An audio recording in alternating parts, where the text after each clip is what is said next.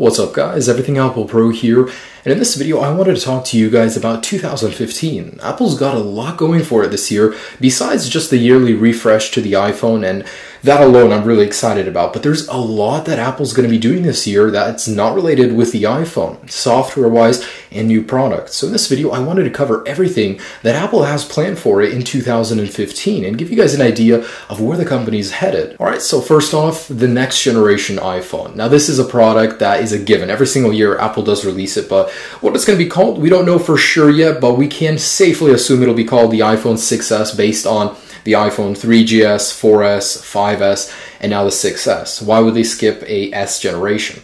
So with every new design, Apple usually sticks with it for 2 years before refreshing it entirely. So it's entirely possible it will be called the iPhone 6S and iPhone 6S Plus.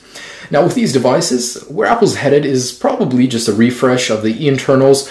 We're not likely to see anything different on the outside. It's still going to be the very same design, the aluminum going all around. They might reinforce it on the inside to make people feel a little bit better. You know, the whole Bendgate issue, it's overblown and out of proportion, but people are still going to be a little bit cautious going forward with the new iPhone. So Apple's going to want to fix the internals a little bit, make it a little bit sturdier, and besides that, they're just going to add a whole bunch of more power to it. So the A9 chip, you know, every single generation we go up. From the A4, we're all the way at the A8 right now, and then we're going to go to the A9 for the iPhone 6S and 6S Plus. Now this is going to be a faster and smaller chip at 14 nanometers. The current one is 20 nanometers in the iPhone 6, so it's going to shrink. Now what that does is it means it's going to be more efficient. It's going to eat less power, save more battery life. It's where all processors are heading. They're getting smaller and they're getting more power efficient.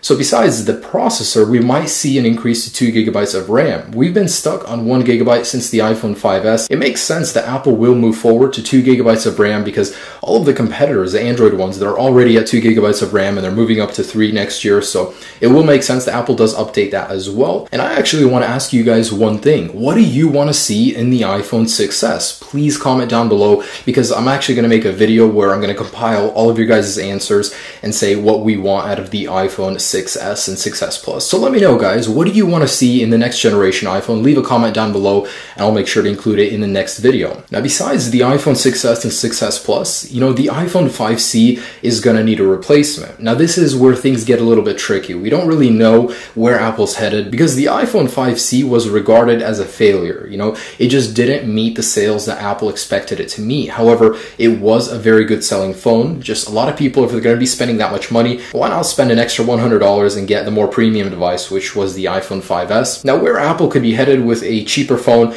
is probably the iPhone 6S mini. This is going to replace the iPhone 5C and it'll have most of the internals of the 6S and 6S Plus. It'll just be a little bit weaker. It could possibly have the A8X chip. Now, I'm not saying this for sure. There could be a 6SC model. It's just unknown at the moment what Apple will do with the iPhone 5C replacement. Now, there will for sure be an iPhone 6C mini. You know, the iPhone 5S does need a replacement. Not everybody needs a larger phone, and it'll feature mostly the same internals as the larger 6S and 6S Plus. It'll just be smaller, just like the 5S. It'll just have a smaller design. Next is the iPad Pro. Now, it's not known whether this will actually reach production, but the rumors have been really ramping up for this one. And it's not new. I mean, rumors for the iPad Pro have been around for a couple years already. It's basically a larger iPad. It's going to be between 12.2 to 12.7 inches. So Apple's going to try and sell it as more of a professional tablet with a larger display, maybe more for educational or businesses, stuff like that. But there will most likely be a larger tablet towards the end of 2015. And of course, it might release with the new iPad Air 3rd generation and iPad Mini 4th generation. Now, Apple's of course going to refresh the internals. I don't know about design for these. The iPad Air 2 is already incredibly thin. I don't see where Apple could possibly go with that. But of course, the new iPads will be refreshed inside and will be released alongside a larger iPad Pro with a 12-inch display. Now, these new iPads could have a new A9X chip, which will be just a step above the A9 released in the new iPhones, you know, to keep it more powerful and attractive to buyers. And of course, it could feature 2 gigabytes of RAM, possibly 3 in the iPad Pro, to cater to more professional use. And of course, what's going to power these new devices? iOS 9. At the moment, we really don't know much about iOS 9, but if there's one thing I could ask Apple, it would be not to rush it. I mean, with iOS 8, we were given some new features and all that, but man, even to this day, I'm experiencing so many bugs. It was like they would rather release an OS with more features rather than refine it and make it usable. So if I were to give one request to Apple, just refine iOS 9, make it more usable before actually releasing it, because it's going to power the latest devices. People are going to want to use these devices and be impressed by them, how fast they are, how non-glitchy they are. It just, it makes sense to release an OS that's well optimized. Now, iOS 9, of course, is going to have some crazy new features in it that'll make us all want to upgrade, but at the moment, we just don't know much. Again, I want to ask you guys, what do you want to see in iOS 9 and the iPhone 6s? Comment down below, let me know, and I'm going to be including that in a new video I'll be posting. Now, even before iOS 9, we're going to see several new additions to iOS 8, namely iOS 8.2 and then iOS 8.3. Now, Apple has already confirmed it is working in advance on these firmwares, and iOS 8.2 is already on the 3rd beta at the moment of making this video, so we're going to see a release within 2 months for sure. Of course, iOS 8.2 is primarily to prepare all devices to support the Apple Watch. With the iOS 8.2 betas, Apple released the SDK for the Apple Watch to developers to create applications. When we update to iOS 8.2, our devices will be able to support the Apple Watch, which will also be dropping soon, and I'll get to that in a sec. But iOS 8.2 doesn't seem to yield any new features for now. I haven't seen anything new in it, neither has anyone else. It's just support for the new Apple Watch. And iOS 8.3, we don't know anything about that yet, but it is coming. Now, of course, iOS 8.2 is going to prepare our devices for the Apple Watch. Now, the Apple Watch is going to be Apple's first product that they're releasing in 5 years. It's been 5 years since the iPad. That's crazy. And Apple really hasn't released anything new and revolutionary. Now, with the Apple Watch, it's really nothing new, but Apple's going to have their own spin on it. And I'm so excited to see how it is actually using the thing. It's nothing secret anymore. Apple did fully reveal the thing. Now, we don't know what's powering it exactly, but it does have a 312 by 390 resolution, which is pretty impressive for such a small device. And the smaller one has a 272 by 340 resolution display. Now, these new Apple Watches, I'm sure they're going to be powerful. The only thing is the battery life. Apple said 1 day battery life is their goal, which kind of sucks really, because you're going to have to take it off and recharge it every single night. But wireless charging is going to make it a lot less painful. Apple did say an early 2015 release date, so we're guessing it's going to be in the first quarter of 2015 that we will see the release of the Apple Watch, and I'll be covering all of that. I'm so excited for it. And the next product that Apple will be releasing in 2015 is the 12-inch MacBook Retina. This has been a long anticipated device. It's going to be a blend between the current MacBook Air and the MacBook Pro. It's going to feature Intel Core M processors for very good efficiency and power efficiency as well. So it's going to be a device that'll be impressive in size. It's going to be very thin and power. So it'll be able to do everything that the current ones can, but it'll have better battery life and better performance, as well as a small form factor and a Retina display. So that's amazing. I'm really looking forward to this because my Mac Pro is just a little too heavy to carry around and my MacBook Air is not powerful enough. Well,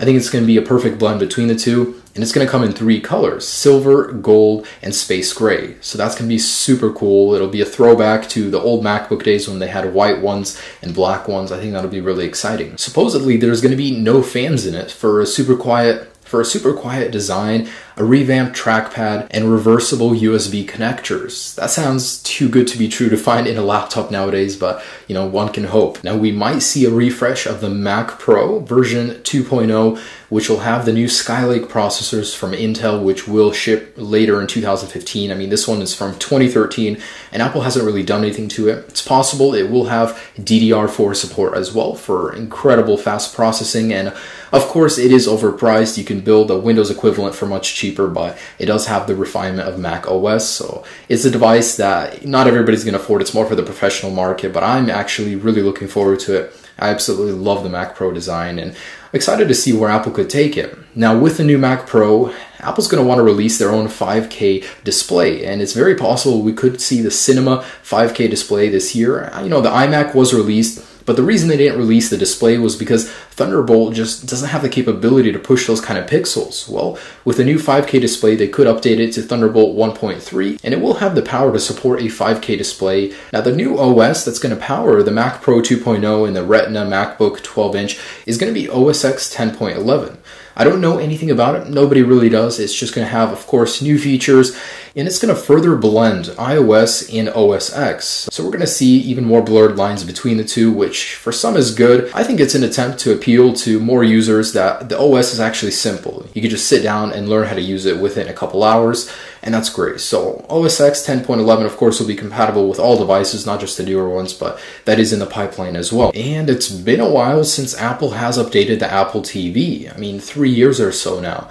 So what people are looking for is going to be 4K streaming. The new standard is 4K. All TVs are headed towards it. So the Apple TV 4 could feature 4K support and an aluminum enclosure. You know, there's not much Apple can innovate here, but more streaming services would be nice, you know. But the Apple TV 4 will most likely happen in 2015. It's been 3 years, so it's about time. Now guys, that just about wraps it up. That is all the new products, all the new software that Apple has planned for 2015. And of course, there's still the potential that Apple could surprise us with a whole bunch of new things, and I'm always expecting that. But so far, this is what we anticipate for 2015, and it looks like it's going to be quite an amazing year. Really exciting, all these new products. Of course, I will be covering all of them and all that, but guys, I do hope you enjoyed this video. Stay tuned for 2015 and all the awesome things to come. Peace.